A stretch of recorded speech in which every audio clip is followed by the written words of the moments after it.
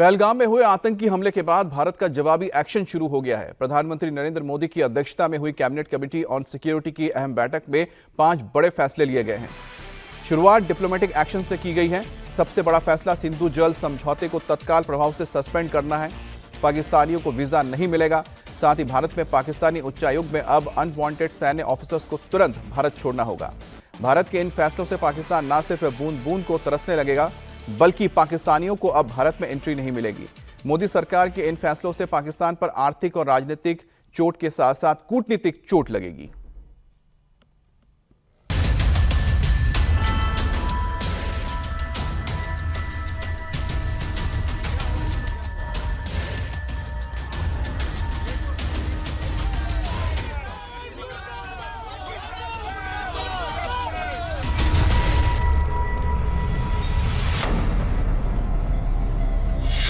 देशवासियों को आश्वस्त करता हूं, घटना के मद्देनजर भारत सरकार वो हर कदम उठाएगी जो जरूरी और उपयुक्त हो।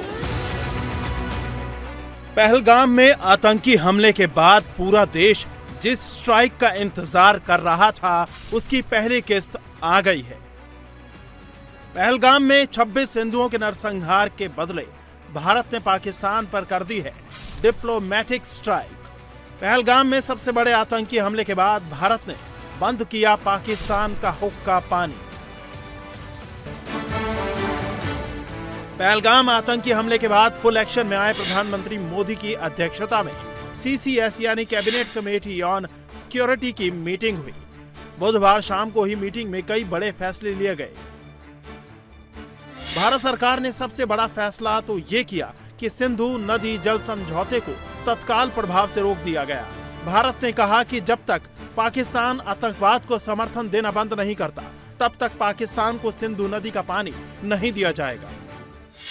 Recognizing the seriousness of this terrorist attack, the CCS decided upon the following measures. 1.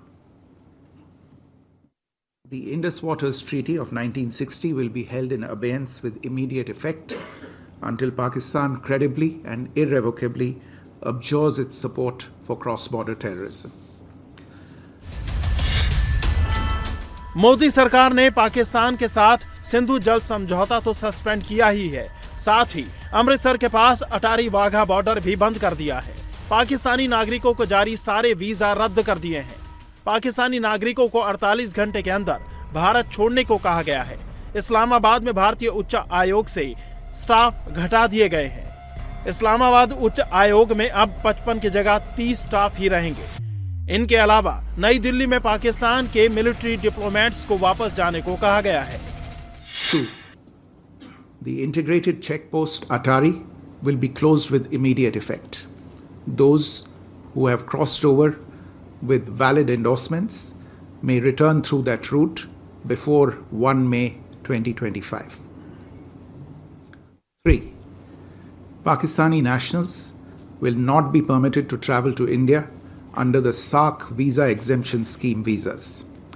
Any SVES visas issued in the past to Pakistani nationals are deemed cancelled. Any Pakistani national currently in India under SVES visa has 48 hours to leave India. 4. The defense, military, naval and air advisors in the Pakistani High Commission in New Delhi are declared persona non grata. They have a week to leave India. India will be withdrawing its own defense, navy and air advisors from the Indian High Commission in Islamabad. These posts in the respective High Commissions are deemed annulled. 5 support staff of the service advisors will also be withdrawn from both High Commissions. 5. The overall strength of the High Commissions will be brought down to 30 from the present 55 through further reductions to be effected by 1st May 2025. Bharat के इन फैसलों से एक तरफ जहां पाकिस्तान पर diplomatic strike हुई है, वहीं पाकिस्तान के एक बड़े हिस्से पर वाटर स्ट्राइक भी हो गया है। लेकिन एक और स्ट्राइक भी होने वाला है, जिसके बारे में सीसीएस की मीटिंग में चर्चा तो जरूर हुई होगी, लेकिन उसके बारे में कुछ बताया नहीं गया। हाँ, रक्षा मंत्री राजनाथ सिंह ने मीटिंग से पहले ही इसका संकेत साफ साफ दे दिया था।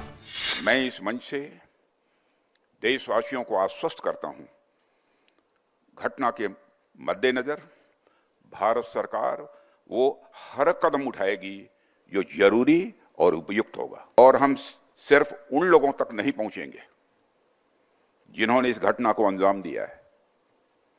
हम उन तक भी पहुंचेंगे जिन्होंने पर्दे के पीछे बैठकर हिंदुस्तान की सरजमी पर ऐसी नापाक हरकतों की साजिशें रची हैं। भारत एक इतनी पुरानी सभ्यता और इतना बड़ा देश है जिसको ऐसे किसी भी आतंकी गतिविधियों से किसी भी सूरत में डराया नहीं जा सकता।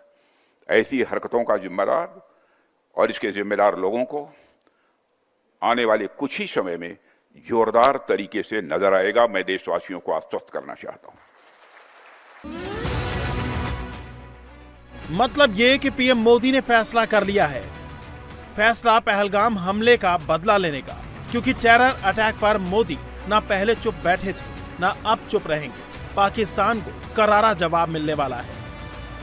पहलगाम में गोली चलाने वाले आतंकी तो बच ही नहीं पाएंगे, पर्दे के पीछे बैठे इनके मास्टरमाइंड भी अब चुन चुन कर मारे जाएंगे। पहलगाम टेरर अटैक के बाद पाकिस्तान और उसके पाले हुए दहशतगर्दों के खिलाफ बड़ी जंग की तैयारी हो चुकी है, लेकिन उस फैसले की जानकारी दुनिया को नहीं दी जाएगी, सीधे खबर आएगी, क्योंकि कुछ बातें संकेतों से समझनी चाहिए, इशारों से समझनी चाहिए। बदला पहलगाम हमले की 13वीं से पहले ही लिया जाएगा।